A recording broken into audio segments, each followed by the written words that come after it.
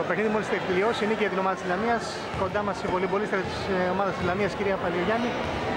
Ικανοποιημένη από το αποτέλεσμα σήμερα? Ναι, είμαστε πολύ. Η αλήθεια είναι ότι το ξέραμε ότι το παιχνίδι θα πήγαινε στην κόντρα, αλλά το αποτέλεσμα για μας είναι πάρα πολύ καλό, γιατί θέλουμε και εμείς και η Χίος βέβαια να παραμείνει στην κατηγορία. Όπως διαγράφεται η κατάσταση τώρα, έχετε πιθανότητες να παραμείνετε και οι δύο? Αν τελείωνε τώρα το πρωτάθλημα, εμείς οι δύο θα παραμείνουμε και θα πέφτει η ομάδα της Καλαμάτας, αλλά ακόμη έχουμε 4 αγωνιστικές. Μέχρι το τέλος νομίζω ότι θα παλέψουμε και οι δύο. Αν και η ομάδα της Χίου στατιστικά έχει σωθεί. Πιστεύει δηλαδή ότι στα υπόλοιπα παιχνίδια, αυτό το παιχνίδι που έχετε στην Καλαμάτα, δεν θα πάρει κάποιο άλλο βαθμό στην Καλαμάτα? Δεν ξέρω.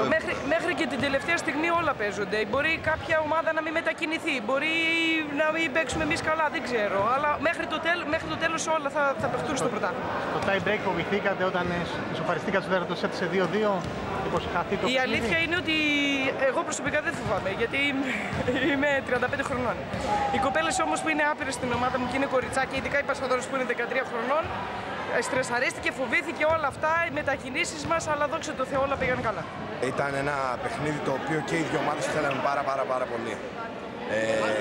Ξέραμε ότι και εμείς και ο Νηρέας με καθαρό τρίποντο κατά 90-95% είχαμε σώσει την κατηγορία. Τώρα και οι δυο ακόμα είμαστε μες στο χορό και χορεύουμε. Για μένα το παιχνίδι πλήθηκε στους σέρβις στην υποδοχή. Ήταν πολύ νευρικό το μάτς, με πάρα πολλά λάθη και από τις δύο ομάδες, και αυτό το δείχνουν τα εύκολα σετ που πήραν εκατέρωθεν η μία ομάδα, μία η άλλη. Θέλω να πω ότι πραγματικά ένα πολύ μεγάλο μπράβο στα κορίτσια τα δικά μας, γιατί όλη τη βδομάδα έχουμε εδώ και ένα μήνα περίπου κάνουμε προπόνηση 4 και 5 άτομα, γιατί είμαστε πολλοί τραυματίες. Θέλω να πω συγχαρητήρια στον Νηρέα, γιατί ήταν πολύ ευχάριστο ότι σε γυναικείο βόλεϊ, τώρα θα μου πείτε βλογά στα γένια σου, μετά το δικό μας γήπεδο βλέπω τόσο κόσμο σε γήπεδο. Μπράβο, πρέπει κάποια στιγμή να καταλάβουν όλοι ότι υπάρχει και το γυναικείο βόλεϊ και να πέσουν απάνω του για να το στηρίξουν. Δεν ξέρω, βλέπω ότι και ο Νηρέας και εμείς κάνουμε τελείως μια προσπάθεια η οποία είναι τελείως φυσιολογική, τελείως υγιεινή, να το πω. Δεν έχουμε ούτε συμβόλαια, ούτε παίκτες να πληρώνουν, ούτε τίποτα. Είναι τα παιδιά από τις ακαδημίες μας, τουλάχιστον εμείς, δεν ξέρω για τον Νηρέα ακριβώς, πολύ λίγα πράγματα ξέρω. Δουλεύουμε με αυτά και ευελπιστώ στο τέλος να είμαστε εδώ και να ξαναβρεθούμε πάλι του χρόνου. Είδαμε και φιλάθλους της ομάδας σας που είχαν στοιχείο. Συμβαίνει σου εκτός ώρας παιχνίδια? Ναι, κοιτάξτε, στην Αθήνα έχουμε αρκετό κόσμο. Βέβαια, στην Αθήνα τους έχουμε απογοητεύσει πάρα πολύ. Τώρα βρεθήκαν 4 άτομα τα οποία με προσωπικά τους έξοδα ήρθαν εδώ. Είναι παιδιά τα οποία βοηθούν την ομάδα με όποιον τρόπο μπορούν, γιατί καταλαβαίνω ότι και εσείς το έχετε αυτό το πρόβλημα. Κάναμε αγώνα δρόμου για να μαζέψουμε λεφτά να έρθουμε εδώ. Και αυτά τα παιδιά μας βοηθήσαν πάρα πολύ. Θα τους οφείλουμε ένα πολύ μεγάλο ευχαριστώ. Πώς διαγράφεται η κατάσταση τώρα, ποιες είναι οι προοπτικές? Βαθμολογικά είμαστε στο παιχνίδι, έτσι? Βαθμολογικά αυτή τη στιγμή είμαστε εμείς, η τελευταία πίσω είναι η Καλαμάτα. Με 4 βαθμούς και ισόβαθμοι εμείς με τη Λαμία με 7 βαθμούς. Μία δεν πέφτει? Μία πέφτει, αλλά εντάξει, δεν έχει τελειώσει το πρωτάθλημα. Η Λαμία έχει να πάει ακόμα μέσα στην Καλαμάτα. Έχουμε άλλα 3 παιχνίδια εμείς. Ένα παιχνίδι Αθήνα και 2 παιχνίδια το στοιχείο. νομίζω ότι μέχρι τον τελευταίο αγώνα μπορεί να παίζεται η σωτηρία. Σήμερα είδαμε την ομάδα λιγάκι αγχωμένη και δεμένη τα χέρια και το μυαλό από το άγχος προφανώς. Να σας πω κάτι. Για μένα δεν ήταν το άγχος. Αυτό λέγεται ψυχολογία. Δυστυχώς ή ευτυχώς το γυναικείο βόλεϊ είναι πολύ απρόβλεπτο. Η ψυχολογία είναι ρυθμιστής ενός αποτελέσματος. Ο αντίπαλος σήμερα με όπλο το σερβίς κατάφερε να δημιουργήσει αναστάτωση στην ψυχολογία τη δική μας. Γι' αυτό και είδατε φάσεις πολύ καλές και φάσεις πολύ μέτριες. Τι είπατε στα κορίτσια στην αρχή του δεύτερου σετ που η ομάδα καταβήκεται ψυχικά αποδέματα και πήρε αυτό το χρυσό πόντο? Κοιτάξτε, στο τέταρτο σετ το πήραμε, κάναμε σημαντικές αλλαγές. Δηλαδή αλλάξαμε σύστημα με άλλες ακραίες, άλλες κεντρικές, αφήσαμε κεντρική μέσα, το λίμπερο δεν βοηθούσε μέσα στην υποδοχή και στην άμυνα. Κάπου αλλάξαμε τα χτυπήματά μας, μας βγήκε. Θα μπορούσε κιόλας να μην μας είχε βγει, έτσι. Από εκεί και πέρα περιμένουμε το επόμενο μάτς, το οποίο σίγουρα είναι πολύ δύσκολο. Και ουσιαστικά είναι δύο παιχνίδια τα οποία θα προσπαθήσουμε να γίνουμε όσο το δυνατόν καλύτεροι εδώ στη Χίο, με τον Ενωσιακό και τον Βύρο. Ευχαριστώ και εγώ. Την Παρασκευή το απόγευμα, στο Ενωσιακό γήπεδο στην Καλυμασιά, η ομάδα της ΠΑΧ κέρδισε την ομάδα του Κανάρι στον τελικό του πρωταθλήματος παιδών. Για μία ακόμη χρονιά η ομάδα της ΠΑΧ έδειξε τις δυνάμεις και ότι έχει ένα πραγματικό φυτόριο στο πλωστάσιό της και σίγουρα βαδίζει σε σταθερά βήματα ανάπτυξης και κατέκτησε αυτό το πρωτάθλημα. Εμείς πάμε να δούμε τις δηλώσεις του προπονητή της, που είναι και προπονητής φυσικά της Καλαμωτής, αλλά όμως κάνει μια πάρα πολύ μεγάλη και καλή δουλειά στις μικρές ηλικίες στην ομάδα της ΠΑΧ, του Μιχάλη του Χατζηδάκη. Πάμε να τον ακούσουμε. Κοντά μας ο Μιχάλης Χατζηδάκης. Μιχάλη, συγχαρητήρια για το πρωτάθλημα που κατακτήσατε την ομάδα της ΠΑΧ. Πίστευες από την αρχή της χρονιάς ότι θα καταφέρετε να κερδίσετε στο πρωτάθλημα αυτών των παιδών? Ναι, είμαστε από την αρχή της χρονιάς πάρα πολύ καλοί. Με το χτεσινό τελικό κάναμε 11 νίκες σε εισάρτημα παιχνίδια. Το δείξαμε από την αρχή, είμαστε καλύτεροι σε όλη τη διάρκεια του πρωταθλήματος και κερδίσαμε δίκαια έναν πολύ καλό όμως αντίπαλο στον τελικό. Θέλω να δώσω συγχαρητήρια και στα δικά μου παιδιά και στα παιδιά του Κανάρι και του Ομήρου που προσπάθησαν, έδωσαν ό,τι είχαν καλύτερο και απόδωσαν ένα πολύ καλό παιχνίδι. Υπάρχει συνέχεια, υπάρχει μέλλον. Βλέπουμε πολλά παιδιά που είναι από τις ακαδημίες της ΠΑΧ και παίζουν διασοχιωτικό ποδόσφαιρο. Θα συνεχιστεί αυτό? Θα είναι τροφοδότηση του ιδιωτικού ποδοσφαίρου η Ακαδημία? Αυτό εξελίσσεται συνεχώς. Όσο περνάνε τα χρόνια έρχονται συνεχώς περισσότερα και καλύτερα παιδιά. Απλά χρειάζεται χρόνος, υπομονή και αυτό θα φανεί στο μέλλον. Να περάσουμε και στο τοπικό μας ποδόσφαιρο.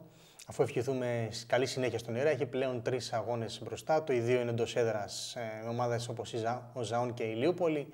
Αν μπορέσει να πάρει ένα ακόμη πόντο, δηλαδή 2 σετ σε κάποια αυτά τα παιχνίδια, θα ήταν ευχής έργων. Να μην περιμένει και το αποτέλεσμα του αγώνα ανάμεσα στην ομάδα της Καλαμάτας και την ομάδα της Λαμίας για να μπορέσει να κρατηθεί στην κατηγορία. Όπως και να έχει, είναι πάρα πολύ μεγάλες οι ελπίδες της ομάδας του Νηρέα να τον έχουμε και του χρόνου στην Α2 των γυναικών.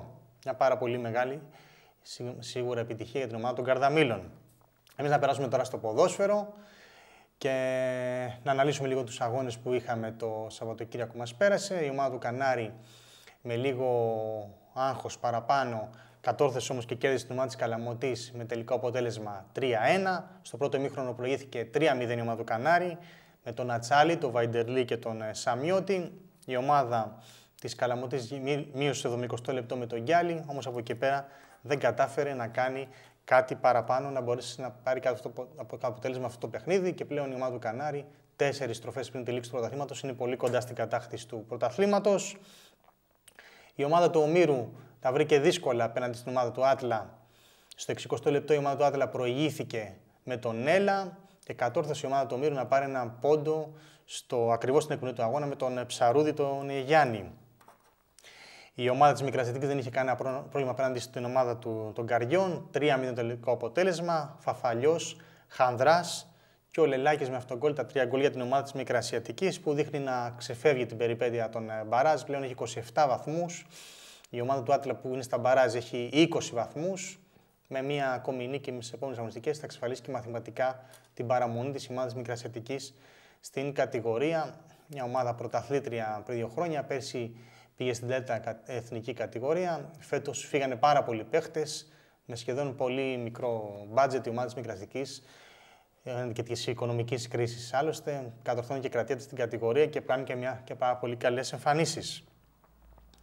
Η ομάδα του Βαρβασιακού, άλλη μια ομάδα που δείχνει να σταθεροποιείται στην κατηγορία, είναι πάρα πολύ κοντά και στην παραμονή της. Έχει πιάσει την πρώτη εξάδα του πρωταθλήματος. Κέρδισε 1-0 μες στην Ελλάδα, η οποία Ελλάδα πλέον είναι σε δεινή θέση. Βρίσκεται σχεδόν σίγουρη για τα μπαράζ που θα δώσει για να παλέψει για τη σωτηρία της. Δεν κινδυνεύει με έμμοσο υποβασμού, όμως πλέον η ομάδα της Ελλάδας βρίσκεται ακριβώς εκεί στη ζώνη των μπαράζ και είναι πάρα πολύ δύσκολο να τα αποφύγει, δεδομένου ότι υπολείπονται μόνο 4 αγωνιστικές. Το γκολ το πέτυχε στο 80 λεπτό με απευθείας εκτέλεση φάουλ ο Ρεζούλης για την ομάδα του Βαρβασιακού. Μια ομάδα άλλη που πέρασε και αυτή από 1000 κύματα μέσα ειδικά στο δεύτερο γύρο, η ομάδα του Πύργου. Τελικώς κατόρθωσε και κέρδισε και αυτή την αγωνιστική η ομάδα του Πύργου τον Κοφινά, τον ουραγό Κουφινά, με 2 γκολ του Ζερβούδη και του Δάνδουλα και πλέον η ομάδα του Πύργου με 27 βαθμούς και αυτή βρίσκεται πολύ κοντά στην παραμονή της. Η ομάδα της Δάφνης τα βρήκε λίγο μπαστούνια με την ομάδα του Ηρακλή, ο οποίος ξεκίνησε αρκετά καλά το παιχνίδι. Στο 40 λεπτό η ομάδα της Δάφνης ήταν αυτή που προηγήθηκε, έπειτα από σέντρα του Παπαλάνη και αυτό γκολ του Μπαλί. 42ο λεπτό η ομάδα του Ηρακλή αμέσως, δηλαδή ακριβώς με τη σέντρα, κατόρθωσε με τον Αφεντή να ισοφαρίσει. Η Δάφνη στο δεύτερο ημίχρονο προσπαθούσε για τον γκολ, όμως οι περισσότερες ευκαιρίες τις είχε η ομάδα του Ηρακλή μέχρι και το 75ο λεπτό και λίγο έλειψε να κάνει τη ζημιά μέχρι και το σημείο, όμως δεν πέτυχε κάποιο γκολ σε αυτό το διάστημα με τον Ηρακλή.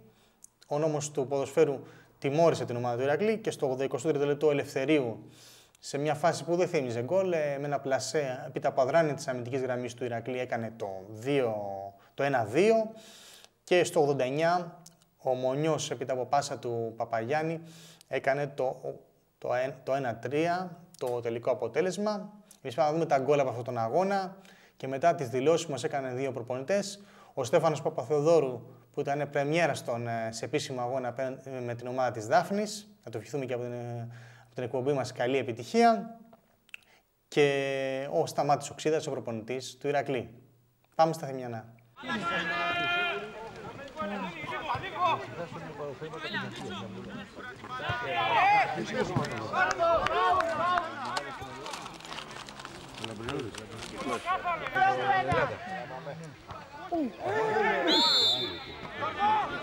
Διορθώνει τη μαλακία, είναι μαλακία.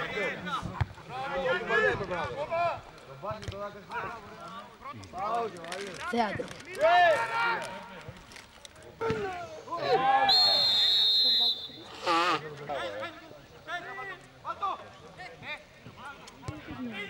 Ποιος, ποιο νούμερο? Ωραία έφερε. Φαίνεται, δεν ξέρω. Με εσάς, ο Βαρβασιακός Ηρακλής, στον πρώτο γύρο. Που σας έβαλε... Πόσο είχε βγει, πώς Κυλιακούς και το γόνατο.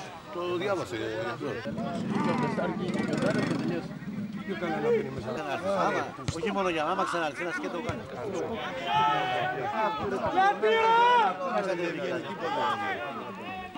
Μύρνα την πάλι αριστερά ρε. Είχε βγει αυτά τη χάνα. Μπράβο ρε Κυλιακή. Μπράβο ρε. Τι είναι ρε. Λίγο. Γρήγορα! Μπράβο ρε.